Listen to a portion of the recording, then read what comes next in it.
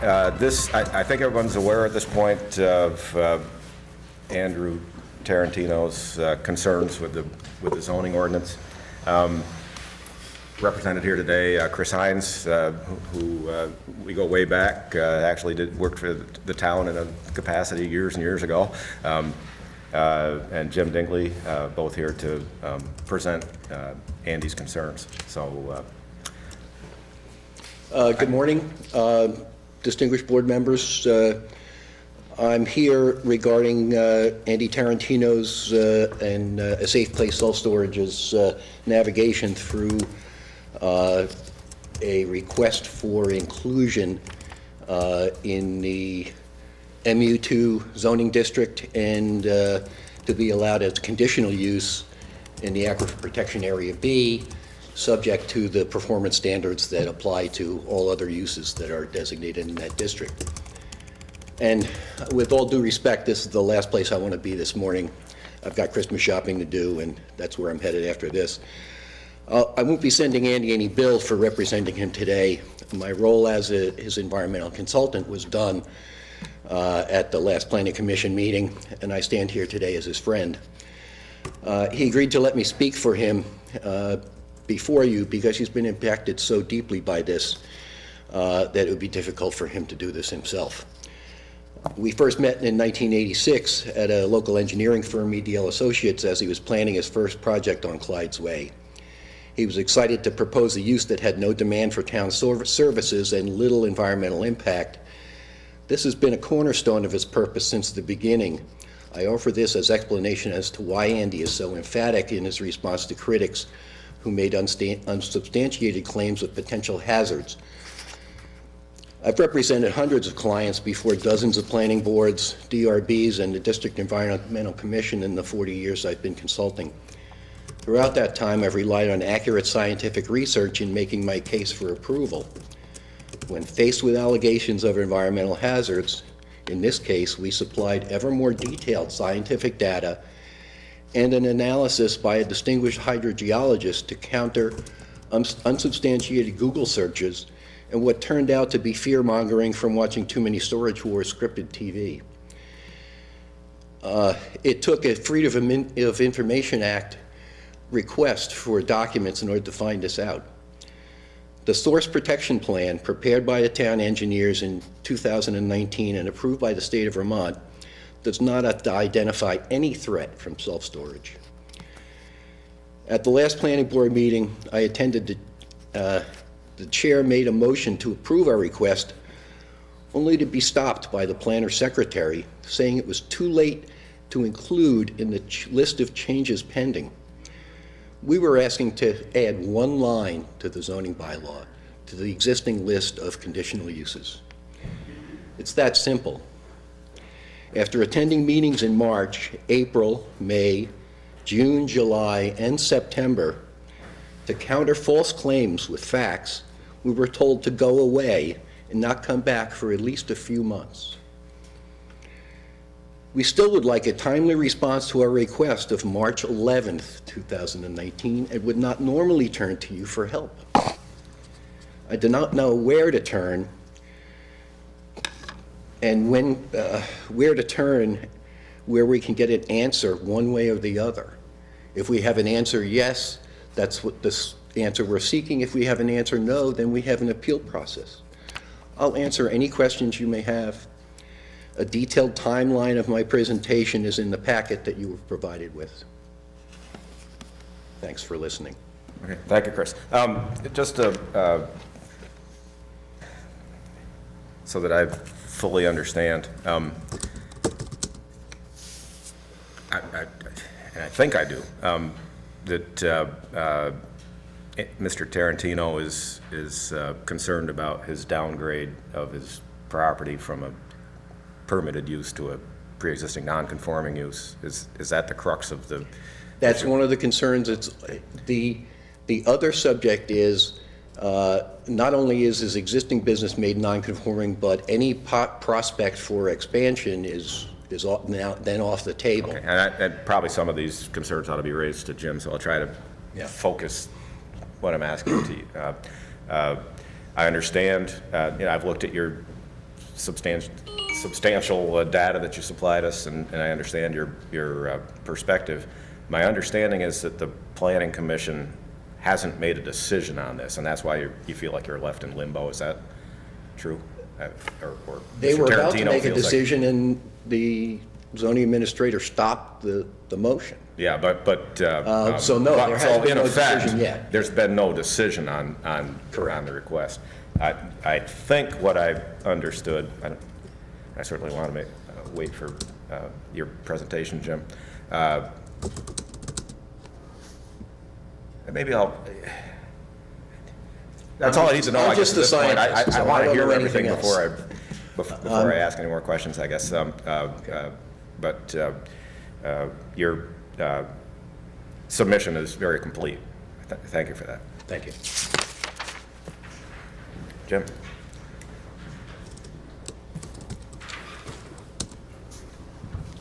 Ivan, did everyone get a copy of? Yes. Okay. I wrote a letter to Ivan. Everyone's got that.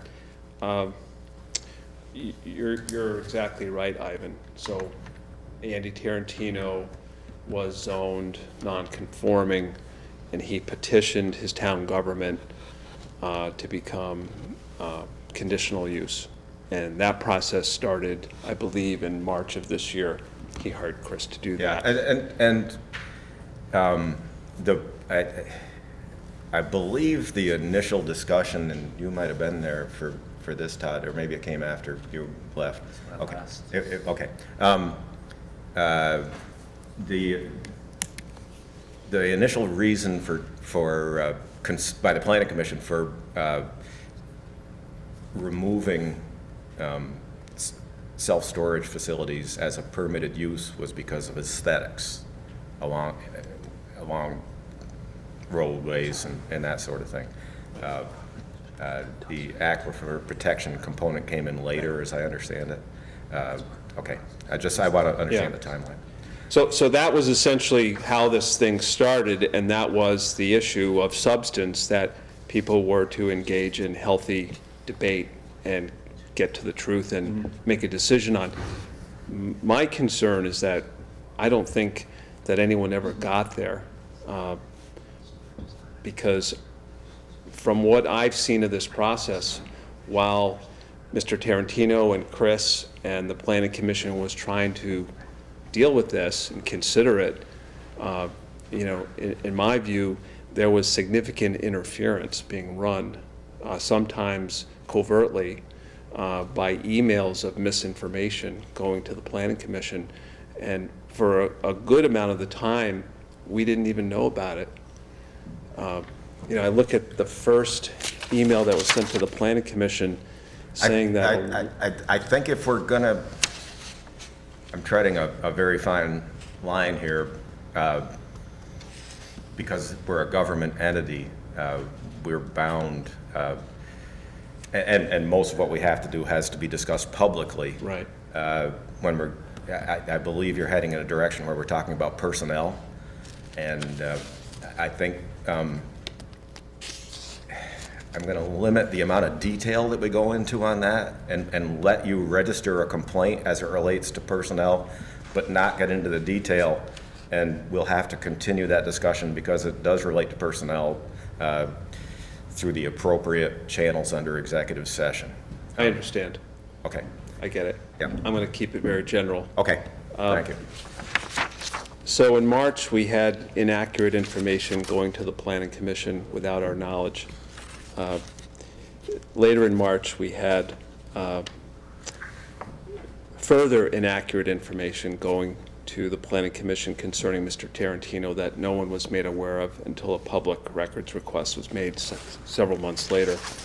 And then we had further emails going to the Planning Commission that we were unaware of that contained misinformation about Mr. Tarantino's business, and in fact contained misinformation about self-storage unit facilities in general. So when someone petitions their town government, there's transparency, there's due process, there's all the things that we take for granted. Mr. Tarantino can't compete with what has gone on with his process. because there's been so much misinformation. He's been not only dealing with the substance of the issue, which people might disagree over. Is it a non-conforming or could it be a conditional use? But to then inject information that's untrue into the process is very difficult, especially when you don't even know about it. Yeah. Well, one of the problems, I won't say one of the problems, one of the impacts of zoning, I remember when zoning was introduced in Manchester in 1971, it was a very traumatic experience for a lot of people. Zoning doesn't allow you to do things with your property as it relates to not having any zoning at all. It limits what property owners can do with their property by definition. It's a land use ordinance. Everybody is impacted. Property values are impacted. And you're limited as to what you can do with your property, whereas without zoning, you're not limited. The Planning Commission makes decisions, as does the Select Board, at every meeting as to how private property owners are impacted. And the process allows for those individuals that are impacted to make their case and do their best to present it in a way that where the people that are in the position to make the decisions weigh it and ultimately come to a conclusion on that. My understanding is, first of all, let me step back. We don't exist in silos in local government. There is interaction. We're all, above the process, we all know each other. Which sometimes makes it a lot more difficult to make an unbiased decision. But on the other hand, I think there's more access to the process at the local level than there is anywhere else, and it should be that way. Having said that, I think even though from your perspective, Mr. Tarantino's perspective, there was misinformation made available to the Planning Commission, I think also you were able to present your side of the story, and there's always two sides to every issue. We, as the Select Board, typically don't get involved in the Planning Commission. We have things by statute that we're in charge of, as does the Planning Commission. There's a reason why they're an appointed board and not an elected board. They have that one step of removal from politics.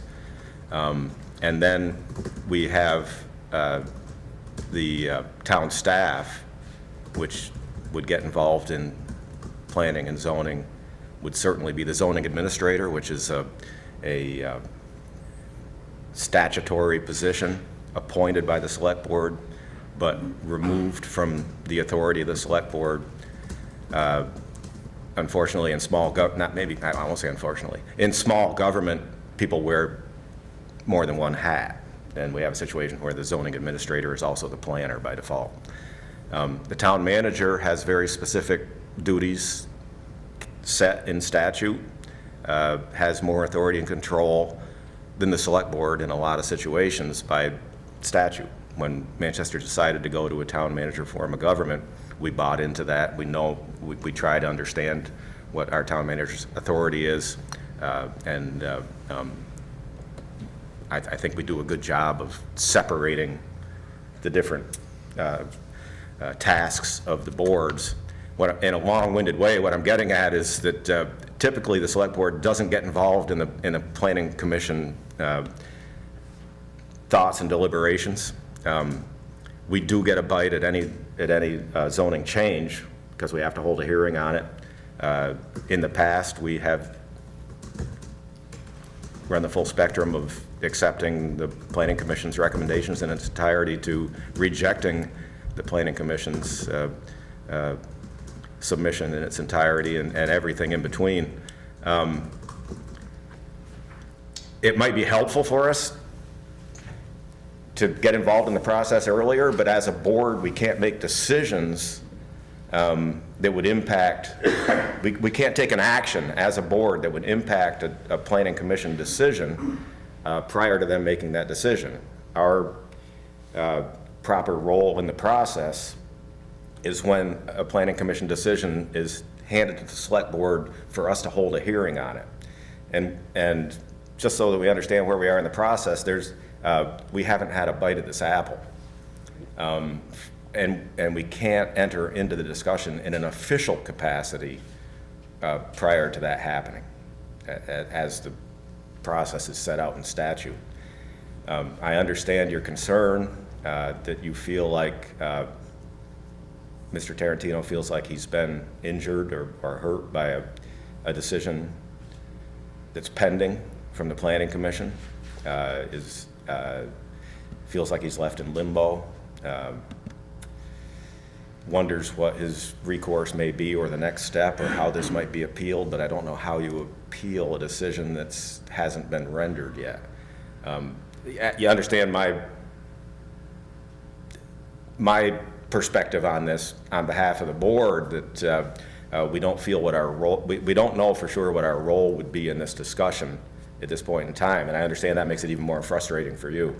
But I think it's important that I put that out there at this point to know, so that we're all on the same page as to what the select board's role might be in this process at this point in time.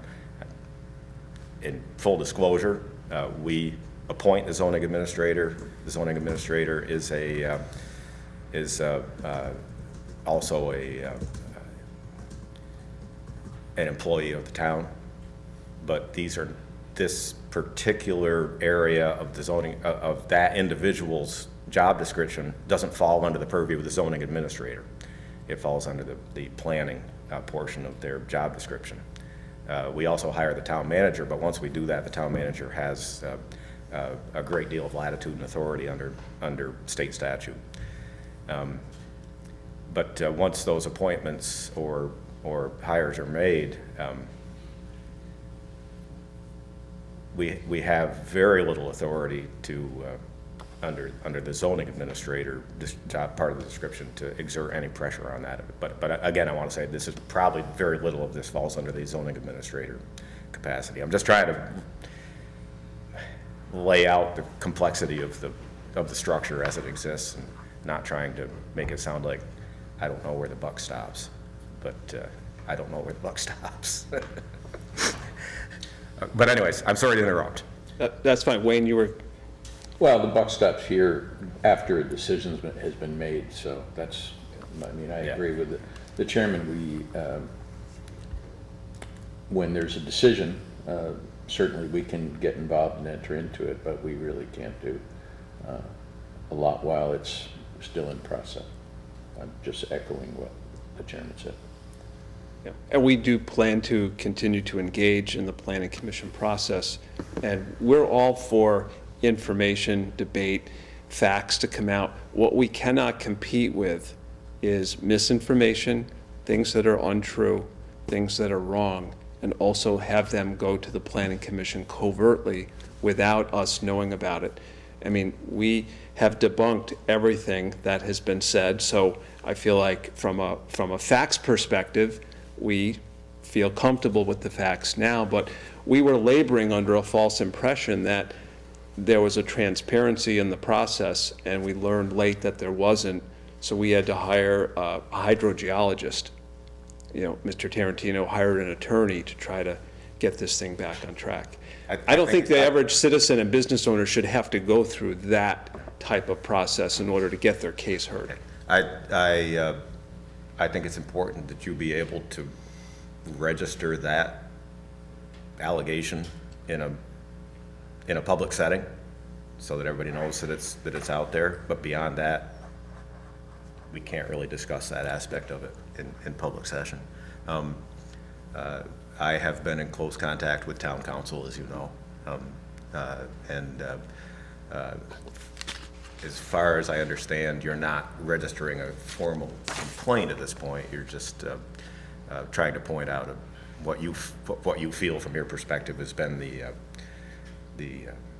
an obstacle for you. Yeah, and it's rendered the process ineffective. And I think, I won't speak for the Planning Commission, but I'm gleaning that even they are feeling hamstrung, you know, where they're getting information that they would normally think would be accurate and true, and it's not. So they're almost caught in the middle, and they're volunteers as well. So we appreciate that.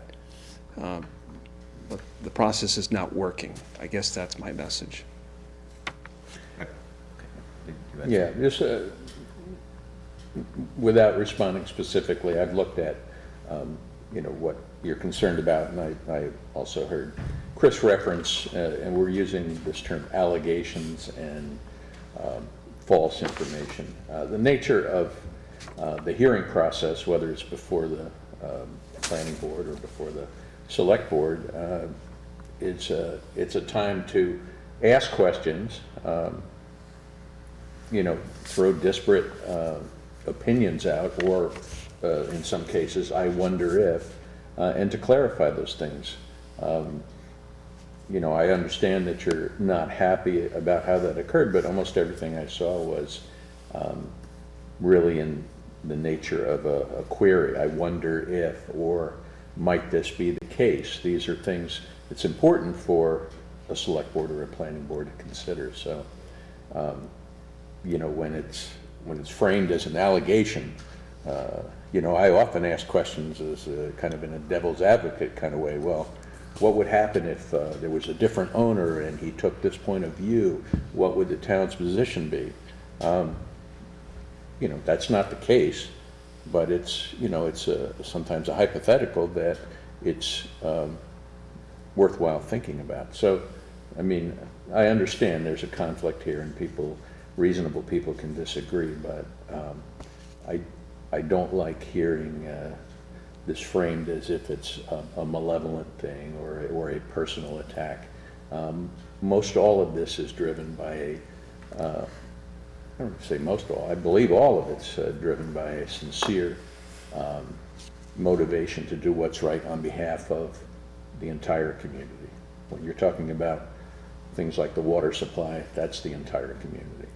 I agree with you, but my question is, why was it done by secret emails? Why wasn't Mr. Tarantino or Chris copied on the emails? So we would have a chance to rebut them. If I have a conversation with you, we happen to be televised, so I guess that's not secret.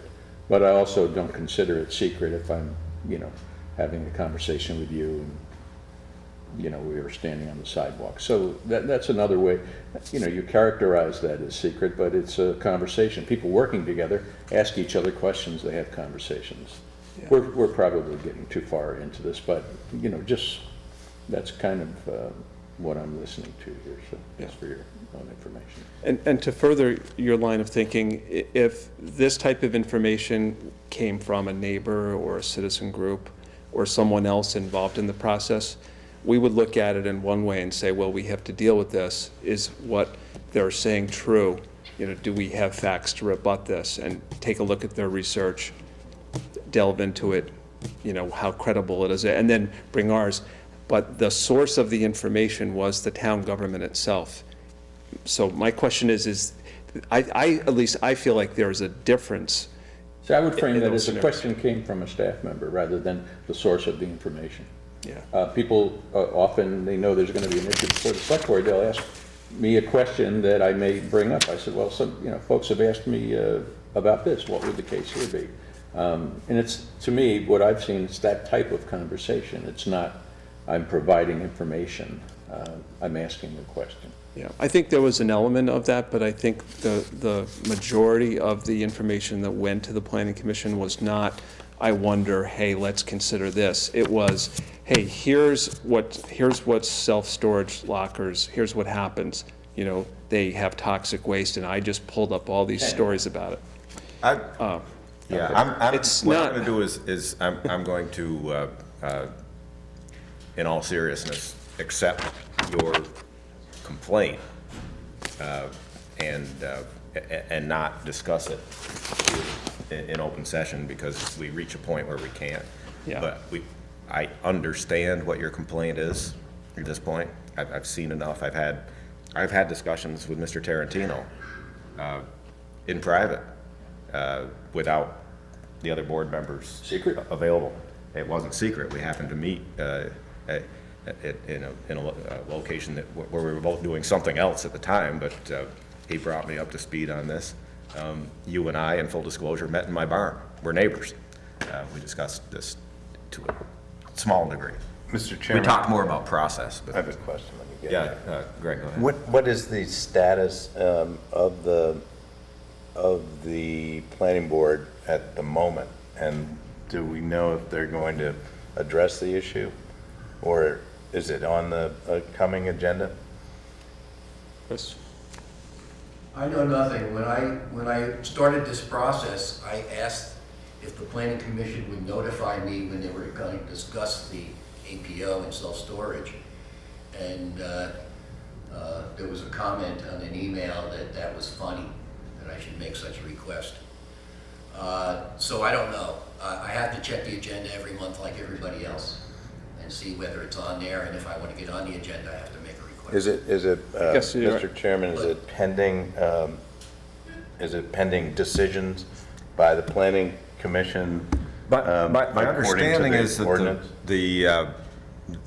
there was a decision to eliminate self-storage as a permitted use, and then an appeal by Mr. Tarantino, and then there was a significant amount of discussion, and there was both in the meeting and setting and research done and more. Well, the whole parcel was, that whole area of town was rezoned from industrial to MU2. Okay. MU2 was also reconfigured to remove warehouses and self-storage. And this goes back several years. Yeah, I don't even know that I would Couple years. characterize it, because I was on the planning commission at the time, and I think the whole self-storage thing was not even a conscious decision at the time as we were going through the rewrite to say, this doesn't belong here, or this does belong here. I think it was just something, as we were going through all the permitted uses in the MU2. But But there is a We didn't package coming to the include- board that doesn't include and this is just this is a question, I don't want to get into any other aspect of it, but to follow up on Greg's question, as the land use ordinance exists right now, is self-storage units a permitted use in MU2? No. It's neither permitted. So there has nor been a decision made or conditional. that it's not allowed as a permitted or conditional use? Right now, it's a non-conforming use. Non-conforming use. Okay, so And that that's- decision has been made. And that's in the ordinance. Yeah, and that was the way I understood it. Yeah. So, when we talk about a decision not being made, we approved that measure here at the select board level. And like you say, in kind of a vacuum without, I shouldn't say a vacuum, but without a significant amount of discussion Right. on that particular aspect of it. And So Greg- that decision's been made. So Yeah. we need to, so in that action by the town, self-storage units in general were, if there were any that existed, they became pre-existing non-conforming uses in that new zone.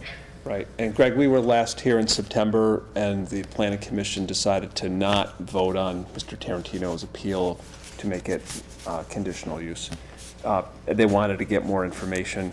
I'm not sure exactly what they were looking for, but that's where we left off. Well, as I understand it also, there's two things going on with regard to the, we'll call it the Tarantino appeal, just so that we know what we're talking about. From the Planning Commission's perspective, they're looking at two different aspects of this. One is to allow self-storage facilities as a conditionally permitted use in the MU2 zone, but there's another overlay of the aquifer protection area, and that's a separate discussion that's ongoing at the same time. Should self-storage units also be allowed in the aquifer protection area within the MU2 for other reasons? I think the discussion relative to the MU2 zone as a whole relates more to aesthetics than it does in the aquifer protection area. They're talking about potential hazards. Is that true, Chris? 100% correct, 100% correct. And the planning commission did rule at, I think, maybe the March meeting, or March or May, that they did allow that as a conditional use, self-storage in the MU2 zone. So that decision was made, and although there wasn't a vote on it, I was told by Janet that it was going to be included in the pending changes. The second issue that we then presented at the subsequent meetings was the issue of allowing it in the aquifer protection overlay. It's the APOB. It's a less intensive area than the APOA, the 200 feet around the well. So that request is the one that we're seeking judgment on. That we were told at the last meeting to go away for a few months, that they weren't going to discuss it. And then at the next meeting, they discuss it in our absence. So we came here because how many months are you supposed to wait for an answer, yes or no? Early on in the process, even the town manager made a request that we ask the town engineer, Chrissy, to weigh in on the issue.